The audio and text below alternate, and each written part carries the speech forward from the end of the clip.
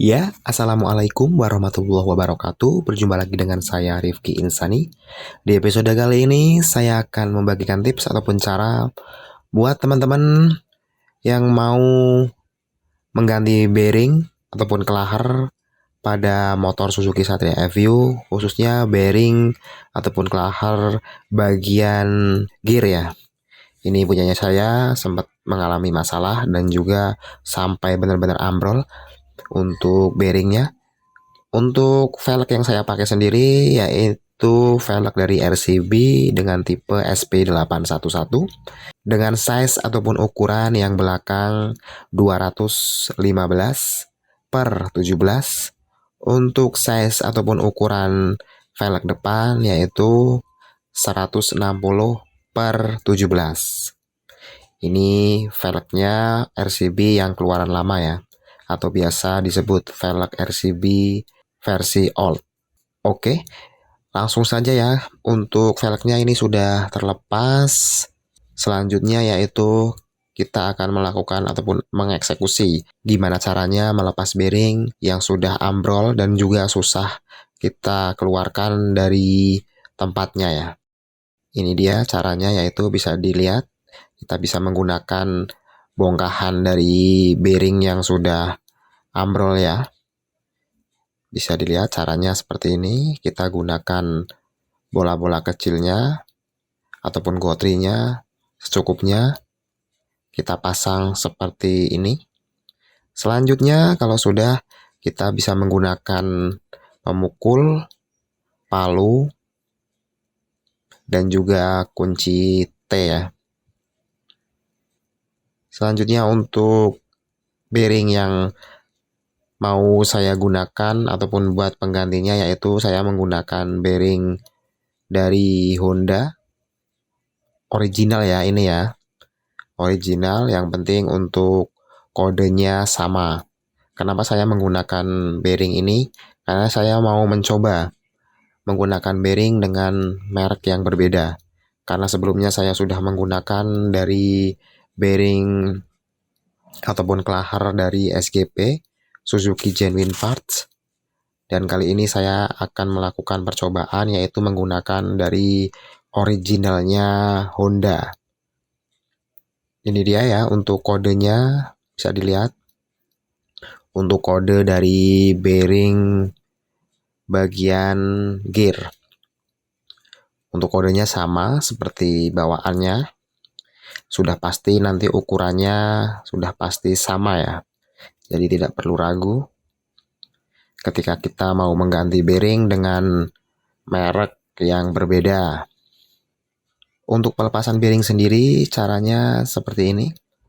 Misal sudah dirapikan untuk pemasangan dari bongkahan-bongkahannya, selanjutnya kita tinggal memukul-mukulnya seperti pada pelepasan bearing yang masih normal. Karena kalau tidak seperti ini nanti susah ketika kita hendak mau melepas bearing yang kondisinya sudah seperti ini ataupun sudah benar-benar lepas dan ambrol seperti ini. Parah ya, sudah benar-benar parah banget. Jadi caranya yaitu sangat mudah kalau kita tahu tekniknya.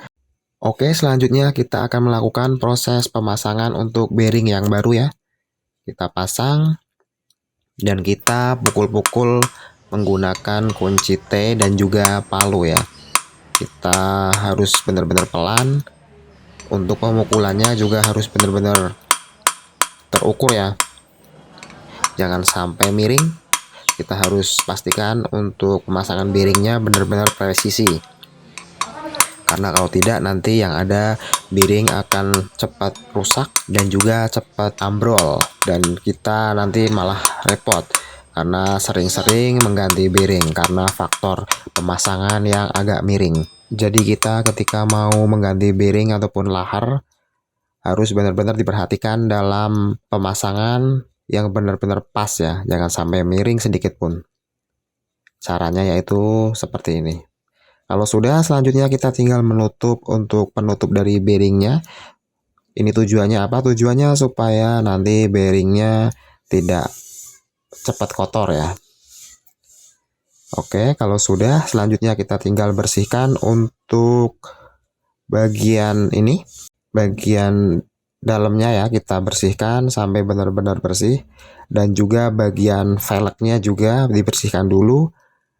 Kalau misal sudah bersih, selanjutnya kita akan melakukan pembuatan semacam pengganjal gitu, pengganjal untuk bagian bos-bosannya ya ini. Tujuannya apa? Tujuannya supaya nanti bisa benar-benar pas dan tidak longgar. Nanti untuk velgnya juga nggak begitu cepat rusak ya, karena dilakukan semacam pengganjalan menggunakan ban bekas ya, ban dalam. Kita ukur sesuai dengan ini ya diameternya. Kita kira-kira saja. Kalau dirasa sudah pas berarti kita pasang. Oke. Kalau misal sudah, langkah terakhir yaitu kita pasang ke motornya. Kita pasang dan kita setel-setel untuk bagian tingkat kekencangan pada rantainya ya. Kita setel sesuai yang kita inginkan, jangan terlalu kencang dan juga jangan terlalu kendor. Kita sesuaikan saja dan diusahakan benar-benar pas, tidak terlalu kencang dan juga tidak terlalu kendor ya. Oke, kalau misal sudah, selanjutnya kita tinggal kencangkan untuk bautnya ya. Kita kencangkan untuk bautnya sampai benar-benar kencang. Dan langkah yang paling terakhir yaitu kita mengecek apakah velg sudah terpasang dengan presisi dengan cara kita memutar ban pada motor kita. Kalau misal bannya berputar dengan langsam, tidak langsung berhenti, berarti itu menandakan pemasangannya sempurna. Kalau misal berhenti, cepat berhenti untuk velgnya ketika kita putar, berarti pemasangannya ada yang tidak beres. Entah dari kemiringan ataupun dari pemasangan kaliper yang kurang benar. Oke, saya rasa cukup sekian ya untuk video kali ini. Apabila ada kritik ataupun saran, silahkan sertakan di kolom komentar. Terima kasih buat teman-teman yang sudah like, share, komen, dan juga subscribe. Semoga sehat selalu. Saya akhiri, wabillahi taufik wal hidayah. Wassalamualaikum warahmatullahi wabarakatuh. Thank you.